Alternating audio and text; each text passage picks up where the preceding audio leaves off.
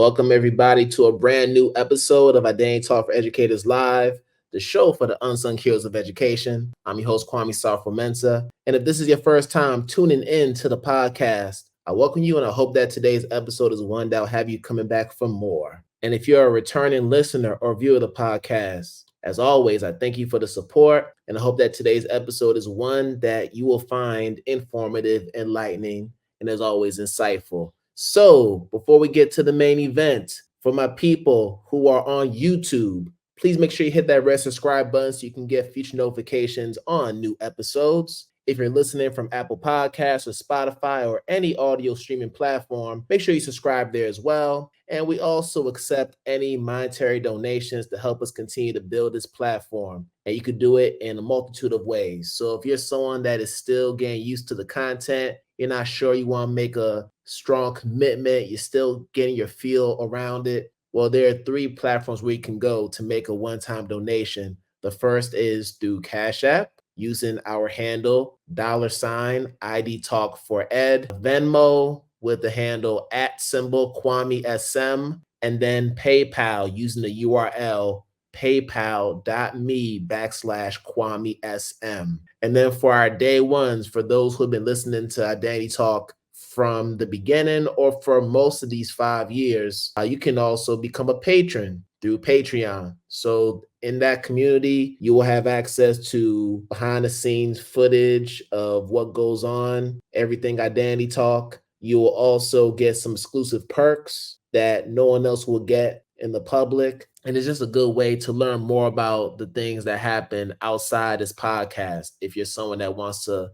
be a little bit more nosy and learn more. So for those who have been with us, make sure you go to Patreon, find my name, Kwame Sarfo-Mensah, and you'll be able to access the page and become a patron there. And then, of course, as I've been saying for the past several weeks, I have a new book coming out, and it's coming out very soon, y'all. Learning to Relearn, Supporting Identity in a Culturally Affirming Classroom. This is my greatest piece of writing, 3 years in the making, and I can't wait for it to finally come out to the world. You can pre-order your copy today on Amazon or through the Routledge website. You could also go to the book's main website at learntorelearn.com. Over there, you'll be able to get some overview of what the chapters are and some free learning resources to help you with your practice going into this year and beyond. So to learn more about it, make sure you hit the website. And for those who have already pre-ordered your copy, thank you for the support. And I am greatly appreciative of everything that you all have been doing for me, not just throughout this whole run with the book, but also with everything Identity Talk. That does not go unnoticed. Do not take it for granted at all. All right, now that that's out the way, let's get to the main conversation. I'm excited for this conversation that we're about to have. We're going to be delving into a myriad of topics, but primarily we're going to be talking about AI and the role that it has in strengthening our DEIJ efforts in school, but also how it could be used as a vehicle for shaping identity and helping students make better sense of their identity and affirming that. So I have somebody who I just love. I love her content. I love her innovation. She is someone who is always alpha and beta testing different ways that we can use AI and maximize its use in our classrooms. And she is someone who's been well-traveled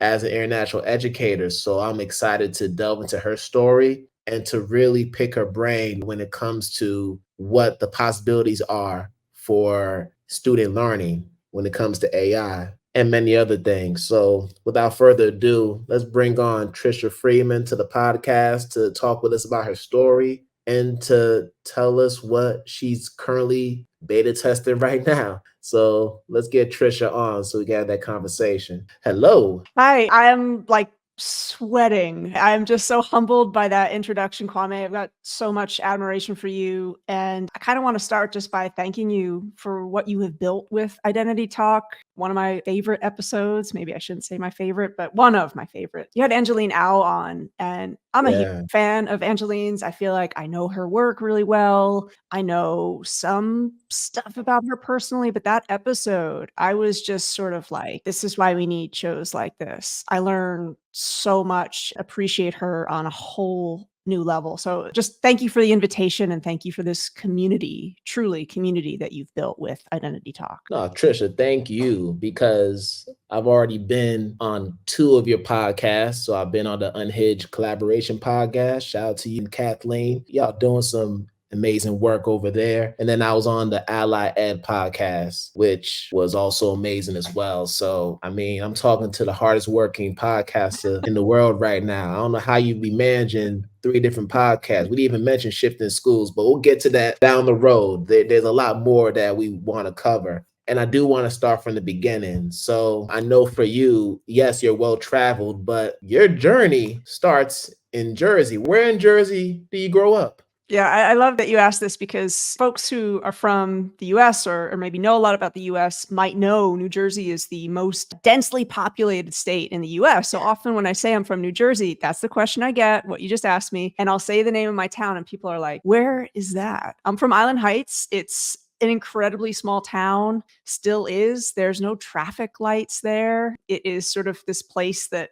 not everybody knows about. And so it's weird to have had a small town experience in a really, really densely populated state. Yeah, and my sister, oldest sister, she grew up in Newark. So I don't know where your town is in relation to Newark. So I'm south by the coast. So a lot of folks will know Tom's River because Tom's River's got an incredible Little League program. Yeah. So we're close to Tom's River, but kind of hidden away a little bit. And yeah, so Newark, I worked as a teacher in Paterson, which is close to Newark. So I know that area well. And you might be thinking, you don't have your New Jersey accent. And we're talking about identity. It's something that like years overseas, I almost like trained myself out of because it was sort of that thing that I got made fun of all the time. And then I lost it. So now when I'm with my family, like I feel like I want to have it back. And sometimes it can come back. In emotional times, it can. But I think about all the students who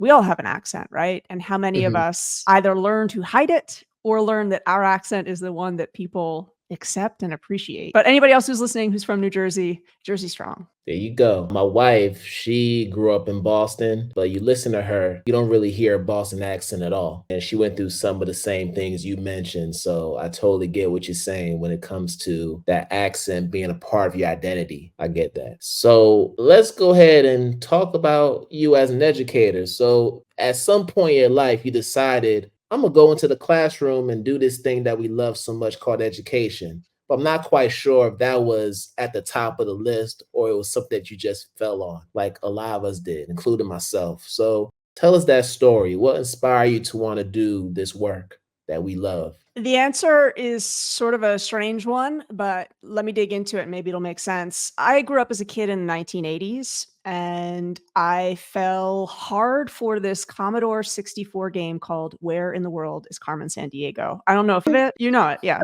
Listeners, we didn't practice that beforehand at all. That was just, that was amazing.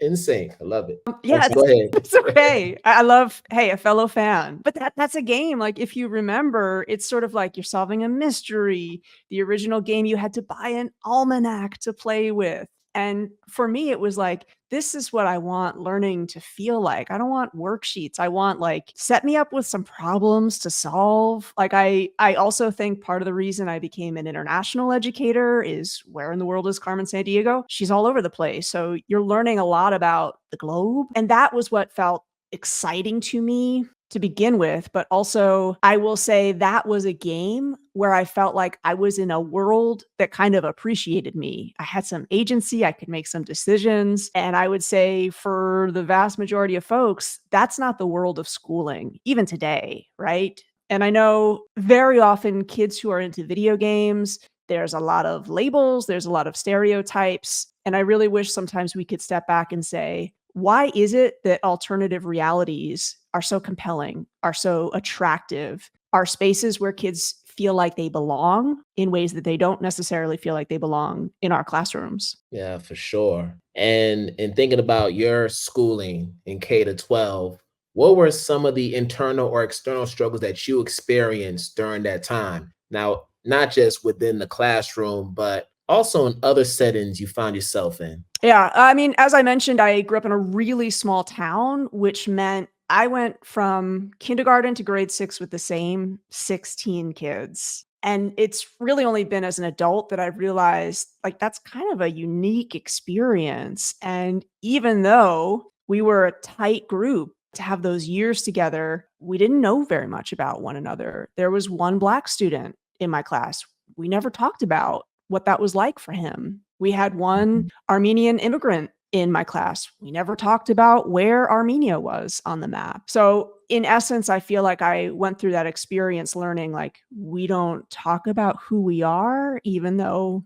we are the class. And you asked me when I thought I knew I would be a teacher. I feel like I did always know, like I have always deeply loved reading and learning. Right. And I feel like there's also a part of me that always knew I was queer, I was neurodivergent. I knew these things implicitly, but I also learned there's an unspoken rule: you do not talk about it. You just don't talk about it. That's everybody kind of got that. We had a student who there were all of the signs there of negligence and abuse. We do not talk about it. Somebody that we've spent our Mhm. childhood with. So that unspoken rule piece was solid. I will say I had really supportive parents. And this is where, when we talk about the significance of raising students who will be supportive family members, that's a lot. Like my parents in the 80s let me sign up for Little League Baseball, the boys team. And again, at the time, I didn't realize that must have been a lot for them to be okay with that. And it was simultaneously a terrible experience for the reasons maybe you can guess, and a wonderful experience because I was very athletic and I was able to achieve some things in that space. But it was also a great primer in terms of like, when you don't belong in a space, a lot of people are going to make sure there's no doubt in your mind about that. Right. So how were you able to fight through that because you love the game so much? I think I learned to not healthy stuff, I'll say that. I think I learned to sort of like disassociate. I Mm. got a little bit too comfortable maybe with the types of things that people would say to me. But I will say at the same time, my parents were there for every game. I did have a coach who now, when I look back and I think, wow, in the 80s, I think I was one of two girls in the whole league. And Tom's River Little League Baseball is a huge league. And as I'm talking to you now, I realize I need to see if I can like cyber stalk that coach down and find him to thank him because he also was there for me. So I know we talk a lot in schools about sometimes a child just needs one supportive adult in their life. Like that can be an anchor. And I feel that is so remarkably true because the amount of like physical and verbal attacks I received in that space, honestly, I remember the love and support of my coach who was there for Yeah. me, and my mom and dad just being there for every game. Yeah, that's a lot. But shout out to your parents and shout out to the coach because I know at that time talking about queerness or anything dealing with the LGBTQIA plus community, that wasn't something that was a commonplace thing like it is now. And I would even argue that it's more dangerous now to talk about it. Like, even though, yes, there is more of an exposure to it, particularly back in the States and UK as well, there are people who choose not to come out because there's a fear. You go to different countries, you can be criminalized for that, which is just inhumane and ridiculous. But I really want to ask you this, thinking about your journey and making sense of your own queerness, because it's a journey. You go through phases where you are redefining yourself, you're reframing language, and you're getting a sense of who you are at this present time. So, talk to me about how that evolution has been for you to get to a place where you really and fully embrace yourself and who you are. I wish I could say that I feel like I've arrived at that place. In all truth, I don't know entirely that I have. I mean, I am more myself than I thought I would have been. I think if you would have asked like 8-year-old Trisha, would I be talking about this? No, I felt like I will never be talking about this, but I have met some incredible folks along my journey. I really, it's in part because of my network, maybe nobody more so than my wife, who we were educators together. And and there would be workshops I'd be delivering that she would be there for because we worked at many of the same schools. And after one of them, we're on our way home and she says to me, those jokes you make, like I would make a lot of self-facing jokes about my queerness because I thought this is what will make people feel comfortable. And I was much more concerned with the comfort of others than that of myself. She's like, why do you do that? Like, I just don't know why you do that. Do you think you need to do that? Because you don't. And it was like a bell went off that I realized, what would it be like if I did prioritize my own comfort in these spaces? What message would that send? And that's power, right? That's a lot of power. I would say though also the more that I have learned and thought about the biodiversity, the just range and spectrum of humanity, that's where our strength is at, right? It's beautiful. It is beautiful. Yes. And I see my queerness now as in my relationship, especially obviously with my family, it means we don't have to play by the rules, so to speak, right? Like, what do we want our wedding to be like? Our wedding was not like every other Yes. wedding that I had been at, right? And there's a great book by Dr. Jane Ward called The Tragedy of Heterosexuality. And that was the first book I read that actually was looking at like, what is heterosexual culture like? And it's a fascinating book because it's a conversation that we don't have. When I am going into schools and I'm talking to them about queer identities, I do always include like, well, hold on, this is for all of us. So when you look to the media, how is heterosexuality represented? What are some of the damaging tropes that they kind of turn up in your behavior and actions, right? And it's an important conversation because I think very often heterosexual coupledom is presented as like men and women hate each other. Like, what's going on with that? But yeah, I would say a lot of folks had conversations with me along the way, and it was that. So, Kwame, I know in the introduction you mentioned technology, and I always repeat myself, even today when technology is at a whole new state. Yes. Talking is conversation is. This is the ultimate technology. Like, nothing is going to be a catalyst for learning in the same way that dialoguing is. Thank you. There's no substitute for that human element of connection. There's no substitute for that. Not even AI and these emerging technologies can fully replace that basic skill, which I believe is lacking in so many of our young people, even our adults. I mean, I really feel like we've gotten a lot lazier as a result of the technology around us. We're not writing as much. We're relying a lot more on technologies. And listen, myself included, I got to do my own audit on how I'm engaging digitally with all these different technologies that are also making life a little bit easier at the same time. But that's something that I have to do that self-reflection on for sure. But you You know, mentioned, yeah, well, I just want to say, well, one thing though that you are doing, like part of the reason that podcasts are so popular, like listener, if you're not watching this, maybe you're on a walk and you've decided to have Kwame and I like accompany you on the walk. Why? You love what technology can do with conversation. And I think like when you talk about the skills of young people, imagine if podcasting, if this was a part of our literacy program, because what shows like this do is elevate listening, I think, as really significant. And I think for me, like that's really important because I don't always think it's sort of the technology that's pushing skills out. It's really looking at which skills do the humans decide are the most important within our curriculum. And I know you're a huge advocate for podcasting too. And I think, what if we presented literacy as a way to better hear one another and sit with each other's ideas? I wonder though, Kwame, like the technology, the capabilities of podcasting and listening, how those have merged for you and what skills those have, like, what are some of the skills you've had to get better at as a podcaster that you would not have had to work on if you were just writing,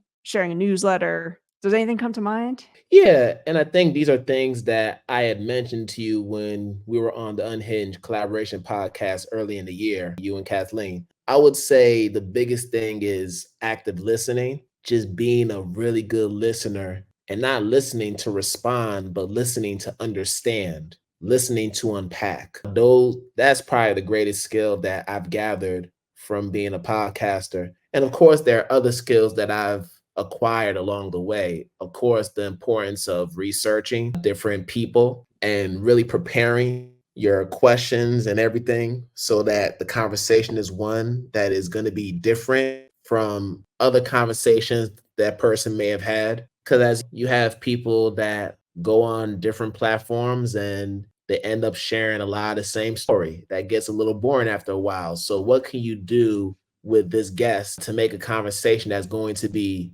so different from what you've heard on their previous podcast appearances that's going to bring people in to listen? So that's always a goal for me. It's that, but also the importance of making the guest look good. Because this is a space where it's all about affirmation. Yes, you are the guest and I'm the host, but even as the host, I'm also the student and I'm learning from the guests who come on because they're bringing something, whether it's a product, whether it's a certain fund of knowledge that I want to build my capacity in. So it's a mutually beneficial partnership when we do get on the airwaves and have these conversations. It's conversation as active care. Like, it's an Right. active way to build care. And what if our literacy programs in school, I know I'm going to upset some people right now. If you spent the time that you spend on the 5-paragraph essay teaching podcasting, where you just unpacked a whole bunch of skills you need to do it and do it well, how would that be? We talk about human-centered. I don't think you can get any more Mhm. human-centered than what you just listed. So I think sometimes it's about look at your curriculum. Where are you providing students the opportunity to think about listening as an act of care, but also as a deep method for learning? I agree with everything you said. Podcasting has taught me so much. And it's done so in a way that's expanded my network. And you mentioned I've got a few shows. Obviously, like, it's given me this insatiable curiosity. And I so often think, like, go to your unit planners. Where is the learning that's cultivating curiosity? Because I think sometimes we talk about, like, oh, do students know how to have a good conversation these days? Let's look at our curriculum. What is there that's giving them that opportunity? Because conversation is an art. Like, I honestly feel like we know this. Ask people in a given week, how many truly great conversations or conversations where you feel like your perspective is valued do you have? We can do better. I honestly think, like, the art of podcasting, for anybody that's done it with students, they are excited. They want to harness that skill. And I kind of think sometimes is school the barrier for activities that can bolster those skill sets that I really do believe, like, are so critical. I don't know anybody that feels like they've been able to change themselves or the world because they can write a gosh darn great 5-paragraph essay. The folks that I've spoken to who are change makers and you, it's like, hey, I know how to be in conversation with others. Yeah, I'm so glad you mentioned that because I came across a social media post from one of my good friends. Her name is Shauna Brown on Instagram. You'll find her as Teach for the Culture. Shout out to her. And she put out a post talking parents complain about why we don't do cursive writing in schools anymore. Because that was a thing when we were growing up. Around second or third grade, you learned how to write cursive. That was an active part of the writing curriculum back when we were going to school. But you don't really see that. It even got to a point where when I was in the classroom teaching 7th and 8th graders, writing in cursive was viewed as a punishment to them because they couldn't read it. They're like, Mrs. Mensah, why are you writing cursive? Don't write cursive, please. Like, they saw it as a punishment, Tricia, because they don't know how to read cursive. They can't write in cursive. So when I think about where we are now with AI and all these other emerging technologies, I don't feel like cursive should be a priority at this point. We got to prioritize media literacy. We got to prioritize that. So I don't know how you feel about what I just mentioned there. I feel great about it. And it's, to me, almost comical that it's like a spicy comment that people would get very upset about still. Like, it's people get really heated about it. And I kind of think when you step back and let's think about what they're really upset about, I don't think they're really upset about cursive, right? Like, they're not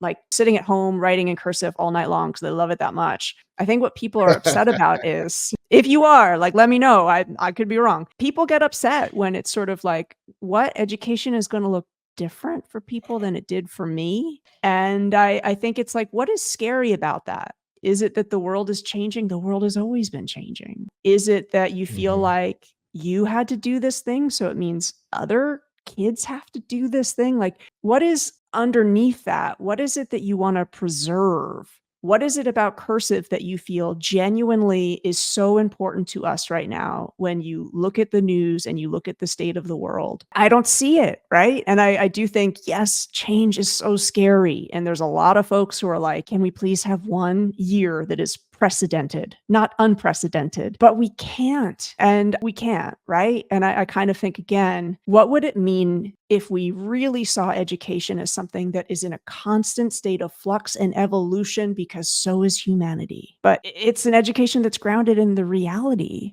rather than the pretense. And that means some really gigantic systemic changes. I know you've had Julia E. Torres on the show. Yes. She's incredible, incredible. And she's constantly teaching about what a library could be and should be. And we're recording this on the first day of Banned Books Week, right? What could and should a library be? What would it mean for us to just do this as like a future foresight activity? Where do we need libraries to be at 10 years from now? Why? I think when we maybe engage our imaginations, we can see, of course, we need to grow. Of course, we need to shift. But I think sometimes that reaction of fear of bring back cursive is because we very rarely engage each other in that deep imaginative work that's also thinking about care. So this season, Identity Talk for Educators Live will be including ad spots for businesses, products, and events that are adding significant value to their communities.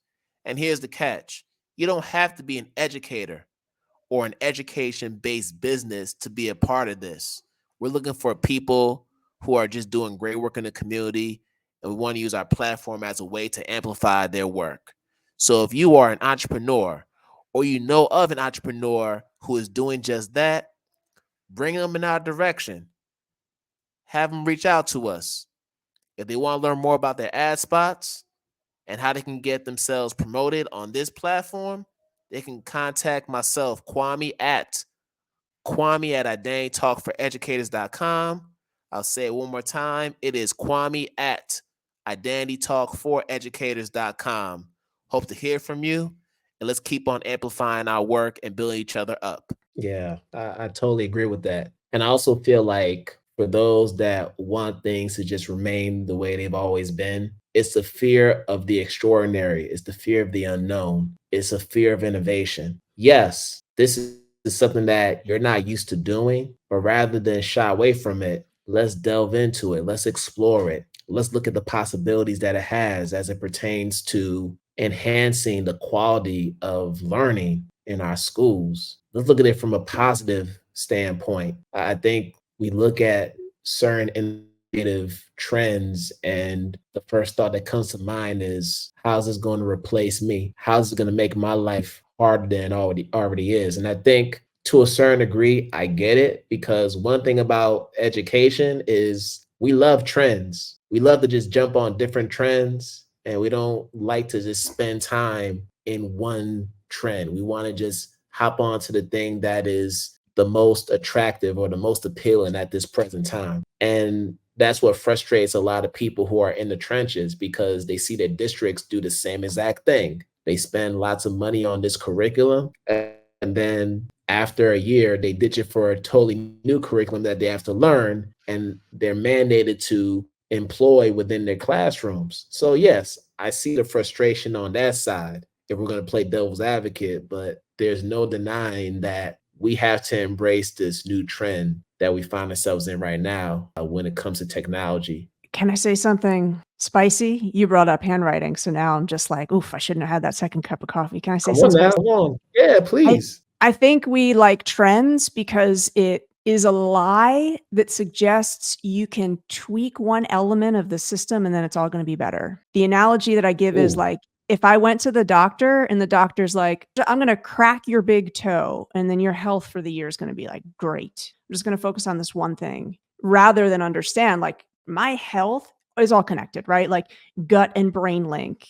The science is clear. And I think when we move toward a trend, we try to suggest these things aren't all intertwined. All of them are. People have tried to say DEIJ is over there. No, it's not. DEIJ and media literacy are linked, and AI literacy are linked, and math literacy is linked. I kind of think, what if we looked at this holistically, transdisciplinarily? And when you think about DEIJ being said, this is over there. We have a DEIJ coordinator. It's over there. It's not the job of all leaders, all educators. To whom does that advantage and privilege? So it has happened quite often when I am asked to do some consulting work and it's around digital literacy, media literacy. And I'm going to bring all the examples that show how this is not a big toe part of my body. It's infused in all of it. And sometimes people get really upset about that. And I just sort of think when you really drill down and you think about technology's influence, the biggest, for me, like the crux of it is not, oh my goodness, maybe students will cheat. There's been research that's come out. Students are not cheating any more than they ever have, right? That's a myth. We've got to put that aside. Sure. Technology is now a huge part of how you get a job. Algorithms are a big part of who gets a mortgage and who does not. How much time you're going to spend in jail versus maybe you'll get bail. All of these things are driven by algorithms now. Media literacy, Netflix's recommender system drives 80% of what we view. I know you're big into media literacy and the influence that narratives have. These things are intertwined. So I think the trendification of education it's like a pacifier. And I really think we would benefit so much if we sat down and it's like, but what is this connected to? How is all of this like just a big knotted ball that's complicated? I really just think getting past this is going to be simple or this is an easy change. Everything is complex and it's simultaneously frustrating and beautiful at the same time. Yes. And I'm glad you mentioned that because that's the $1 million question that I even posed a few days ago on LinkedIn, because I'm currently trying to put together a course that's around this marriage between AI, but also the DIJ and identity work that we're so passionate about. So as somebody who is actively doing the research on both of those fronts, I'm curious to know how you feel AI can be a tool, not a replacement for humans. I want to be very clear about that. How can it be a supplementary tool that helps to support the identity work and the efforts that we're making within our schools, especially our international schools? I mean, first of all, I want to thank you for asking the question because that's exactly what I'm talking about when I'm talking about don't go for trend, go for complication, see how things are linked. This question, if more schools were asking this question, that's so much more powerful than having the conversation around what are the 5 top tools? How is this connected to that? And there's a quote that I actually keep on my desk at all times. I try to return to it as often as possible. It's from Dr. Ruha Benjamin, who's another example of innovation and culture. It's all tied up. Sociology and technology, these things are not separable. And the quote is from her most recent book called Imagination, a Manifesto. If you listen to me on like one point in this episode, it's like, go pick up that book. And again, it's on my desk. I'm going to read it to you so I don't get it wrong. She writes, remember to imagine and craft the worlds you cannot live without, just as you dismantle the ones you cannot live within. And so for me, it's seeing this technology as in what ways is it building new possibilities? And it's going to help us. Again, like there's a lot in schools that we know it's like, it's time to retire. It's time to let go of. This is begging for some emergence. So I think part of it is all technology is neither all good nor all bad. Even electricity, you could say, like has its issues, right? But how many of us today would want to live without it? So I think there is acknowledging any technology that's a part of your learning ecosystem now, have the conversation about where is it good, where is it harmful. One of the other leading thinkers in this space, Dr. Fei-Fei Li, who is known as the godmother of AI, but you go into a K-12 school today and you ask people who is Dr. Fei-Fei Li, we don't know. Why don't we know her name? She talks a lot about how artificial intelligence has kind of been mislabeled, that there's nothing artificial about it. It's made by humans. It's meant to behave like humans, and it's ultimately going to impact human society. So often when people will pull out like the bias that's in AI, we have to have that conversation of that's not coming from nowhere. That's coming from our Mm. society. That's coming from all of the ways that we have communicated, right? We're seeing it amplified because that bias is a part of us. So that's an important conversation to have. And as I mentioned, like, if you don't know who Dr. Ruha Benjamin is, you don't know who Dr. Feifei Lee is, notice whose voices are really prioritized when we're talking about technology and whose aren't. Who do we think as wise leaders and who don't we listen to? I know that I had an exchange with you, Latimer AI. This is a large language model who's doing it differently. And when I talk to schools, I have yet to be in a workshop where when I ask about Latimer AI, nobody's raised their hand yet. Why don't we know their story? We know why we don't know, right? But let's start paying attention to these things. I'm going to pause there. I've said a lot. You said a lot of great things. And guess what? Our students know what's up as well. They are interacting with AI as we speak. If you don't think that your students are using AI to some degree to help them with their work, you are totally fooling yourself. They know what's up. And it's for that reason that we need to catch up to them so we can be in a position to guide them in how to properly use it in a way that's going to maximize their learning experience. See, that's the thing. Preventing them from using it doesn't help. Just like with cell phones. Yes, it could be a distraction, but if you're able to find a way to get students to improve their learning while also managing their use of it during instructional day hours, it can be a powerful tool. And it could also transform the way that we look at discipline as well. But And it's an you brought up example. So, that example, though, is a yeah. perfect one because Kwame, you bring up again, when I talk to some schools that have gone all in on the phone ban, like, okay, I'm going to approach this from stance of curiosity. Tell me more, like what informed that choice? Oh, that Jonathan Haidt book. Wow, that's interesting. So his voice, his take on it, where a lot of the research has been questioned, that's more important than, hey, listen to your students. There's also a lot of research out there about how your marginalized students, your LGBTQ plus population, they have a benefit from social media. A lot of queer students talk about that is a place where I feel safer than school. So again, it's sort of a whose voices will we listen to and whose will we ignore? All of a sudden, Jonathan Haidt, he's the one that we're going to listen to. But I think it's when you talk to students also about how they're using it, and this is something like I advise schools to do all the time, like get that student group together, stop sending Google Forms, bring a group together and start having some conversations. This is where you're going to learn some things. Because a lot of students have told me, I'm using it because I'm looking out to get some advice on essentially friendship issues. I had an argument, I've got to do some repair essentially, and I don't know how to start that conversation. And then for your Sure. neurodivergent students who might have more anxiety in certain situations, many of them are using that like, how can I kind of practice this conversation? These are beautiful use cases, and many of us don't even know that they're happening. I talked to a student who said, I find my teacher's instructions really confusing. I basically use AI to like break down the instructions for me. Are these things we do not want students to do? Really? So I've put together like a whole array of prompt templates that are specific to the role playing thing, because for me, that is where what you said about it's not about replacing, it's about elevating. I've got several prompts that are for students, but also some that are for teachers, where it's like, let's role play this scenario with a student who they've just had an adjustment to their medication. They're nervous about talking to you about it. You're a new teacher. Maybe you don't understand very much about their diagnosis. What are some of the things they're going to be concerned about? How can I role play that as a teacher? How does that let me prepare? I have a student who they're considering coming out to me. How can I rehearse that conversation? Because the thing that I hear, and I know that you hear a lot, Kwame, is like, I don't want to say the wrong thing. Okay. To the extent that there is a wrong thing versus can you show up and listen, we now have some technology that's going to let you prepare. What if we all had some of those practice conversations and then discussed with our peers? There's some real creative possibilities for this technology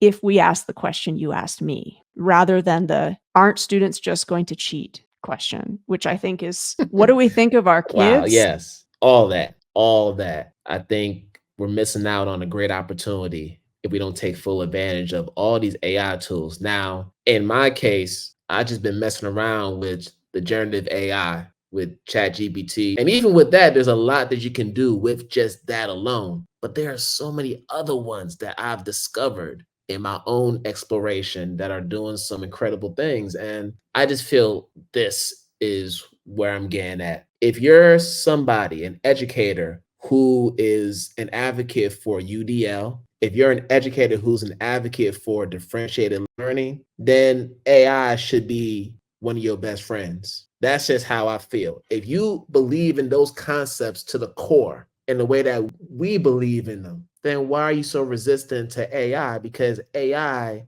is an asset for learning. It could be a scaffold for some of your learners who do need that support. We just gotta give it a chance. So that's just how I feel about it. And this is something It's the that we could trend though. talk It's the about. trend. But Yeah, it I is. do think It's a very lot of much. folks, it's being presented as a trend. Whereas if we could go back 3 years when the generative AI conversation started to kick off, if we started to frame it less as a separate thing and more as a, hey, our school cares about inclusion, accessibility, we care about UDL. How does this tie into that? If we started from there, rather than what I'm going to refer to again as my big toe, as this is separate, we'd be in a different place. But I think, again, it's also that media literacy piece, the conversations around AI in the media, like it's doom and gloom. And is there an environmental energy cost to AI? Yes, there is. As there is Zoom, as there is all of our technology. There's a new iPhone out for sale. How many people are thinking about the impact of that? So I'm not saying don't pay attention to it, but if you also been doing your research, you may know of what's going on with generative AI helping scientists come up with a new, less energy intense using version of concrete. I think it's one of those things where it's taking a lot of energy, and at the same time, we're going to figure out how to do some things in a whole new way. But again, I also feel like people are hearing too much of the doom and gloom and not enough of the transformative stuff that's going on. Be My Eyes is an accessibility app that has partnered with OpenAI. If I am sight impaired, I now have, whenever I need it, the access to take a picture, scan something, and have it directly translated to me. In terms of accessibility tech, this is phenomenal. There's something called OncoBot that is also monitored by oncologists. If I live someplace where I don't always have access to healthcare or a doctor, there's some real powerful solutions here. And again, these are not going to be the stories that are told on the TV. They're not going to be the headline piece. And this is where, if you've got that media literacy, you're really aware of for-profit media. They profit kind of by like, let's make sure people are scared because they'll keep following. It's very, very rare that we've got the positive use cases, and that is by design. That's a model there. So again, media literacy, technology, not separate, not two different big toes, part of the same ecosystem. I'm so sorry I've talked about toes so much on this interview. I didn't see that coming. My apologies. Hey, it's all good. It's all good. But I think you're driving the point there. And this is something that we're going to have to be okay with having non-closure about. We could talk about AI forever, but I do want to get to a couple of questions before we get to the end, because there's so much about you that's fascinating. And the one thing that I appreciate about you, Tricia, is you just have such a creative mind. You always thinking about the next thing. As I'm thinking about the question, I'm thinking about Animaniacs for whatever reason. So you remember Animaniacs, the cartoon? Yes, I do. You remember Pinky and the Brain? Yes, I could sing that song too. I look at you as Pinky, and you know how, no, Brain, I'm sorry. Because we know how Pinky's like, so Brain, what are we going to do tonight? The same thing we do every night, Pinky. Try to take over the world. And I feel like every time I open my LinkedIn, you got some idea that's probably going to take over the world. You've been brewing on this idea for a number of days, and you just want to share it with everybody to kind of get their feedback on how they feel about it. So I'm just interested in knowing what drives that creativity to want to explore and create and innovate. Talk to me about that. That's a very generous question, Kwame. Thank you. Honestly, it means a lot to me. I think I am blessed by having so many incredible educators in my network where,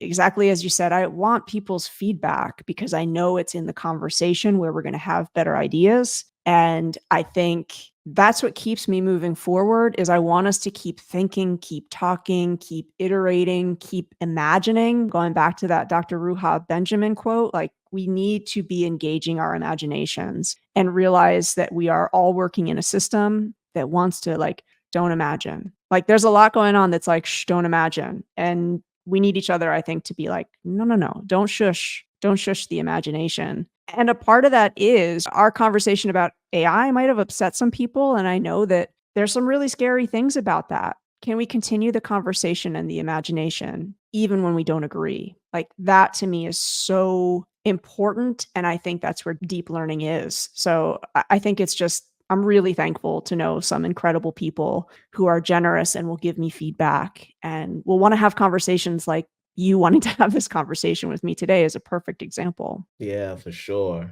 And then you look back at your life up until this point. I'm looking at somebody who has lived in, I believe, 8 countries, including where you are in Canada. You've taught in different international schools. You've had a wealth of experiences. You've grown in more ways than one. So at this point in your life, how do you feel? And what are some things that you're still trying to explore about yourself? Oh, I feel like as a life value, the words of Adrienne Marie Brown, I try to keep with me all the time. Small is all is small. Like, what are some of the little Mm, things you can do and build on them? It becomes a fractal. And so, for sure, it's like curiosity. Like, every little act of curiosity, I genuinely believe generates more of that. I have recently, late in life, diagnosed with autism. And I use that word diagnosed with discomfort because I feel like, again, language matters. And I believe in reframing it. Like being neurodivergent is my superpower. I read deeply, broadly, quickly, compulsively. And it's something that both brings me joy and is a real asset for my work. And I know that it's that identity that makes that possible for me. And it's been great again to connect with more folks who are neurodivergent, more folks that it wasn't until like middle age they were able to recognize because again, we are taught to mask, right? We are taught that normal is somehow an aspiration. So I'm thinking a lot about that lately. And I'm thinking a lot about the way that we talk about neurodivergence and realize I think a lot of the conversation often focuses on like, how can we make sure that neurodivergent students feel welcome? And I feel like, again, don't make me feel like I'm welcome. See the strength in this because there's a lot of research out there where when you've got neurodiversity within a team, they're more creative. And I feel like, again, we're talking about how can we just push the door open a little bit for people who aren't quote unquote normal? And this is where like the name for Unhinged Collaboration podcast came. We're like, let's just like unscrew the hinges all the way instead of doing these incremental, like really let's be so imaginative in terms of what we're talking about when we're talking about it's not inclusion because it's like, sure, you could come here too if you want to. It's like we know mhm. when we value and appreciate the diversity that exists as a part of reality, we are better for it. It is to our detriment to pretend otherwise. Yeah, that's for sure. That's for sure. And then finally, how do you stay true to the teacher in you? That is a good question. And it's a question that it's like, I want to keep thinking about for sure. So when I think like I do this little thing with folks like yourself, when I get to talk to somebody I admire, where I try to do what maybe would I be celebrating about this person a year out from now? So a year out from now, your book will almost be a year old. For sure, we'll be celebrating that. And I'll also probably be celebrating that I might have an entirely different answer than the one I have right now. And I think that's something to celebrate. Sure. As a consultant, it's important to me to always be working with students. And I think I usually recommend to schools, if you're partnering to somebody and it's a consultant who's not a part of a school, ask them like, hey, tell me about the most recent time you worked with students. What was that? Because I really think it's important. But this is where I'm going to also lean into one of my other niche little research hobbies is dog behavior. If you follow me on TikTok, it's my dog all the time. 24/7. And I think humans have a lot to learn in terms of like human supremacy and always thinking we're the smartest species. We have some stuff to learn from dogs. Dogs are one of the only species that believe in playing until they die. I don't know that I could say that for humanity. And I think about in teaching, presence matters so much. Your energy presence in a space. And it's a very difficult thing, I think, to learn or do professional development around. But the way I think about it, if my dog gets in bed with me and is like in that position where I can spoon her,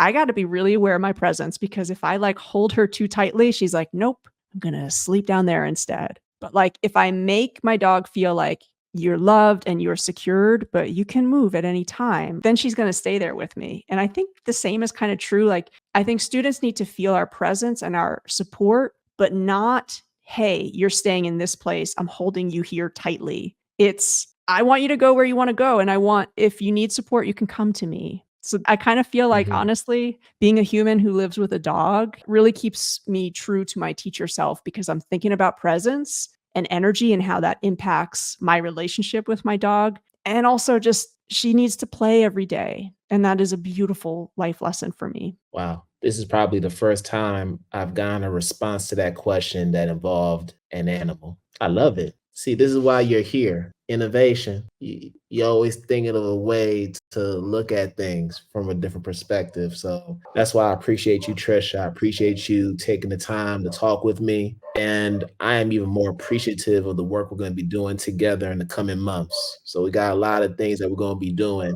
that I'm excited about with some different organizations. But before I let you go, please let people know how they can connect with you on social. And also, what are the services that you provide to different schools? So floor is yours. Oh, thank you. As you mentioned, I share a lot on LinkedIn. It's my way of processing, digesting ideas. So I'm over there at Tricia Friedman. I'm still over there at X, formerly known as Twitter, because there are some communities there that I really care about. And I want to make sure that conversations I care about still happen. So I'm at Tricia_Fried. And in terms of working with schools, like, the one thing that I will say is I am a big believer in whatever we're working on, I want it to be transdisciplinary, even now more so than ever before. Dr. Timnit Gebru talks a lot about AI doesn't need the insight of computer scientists right now. We need, Dr.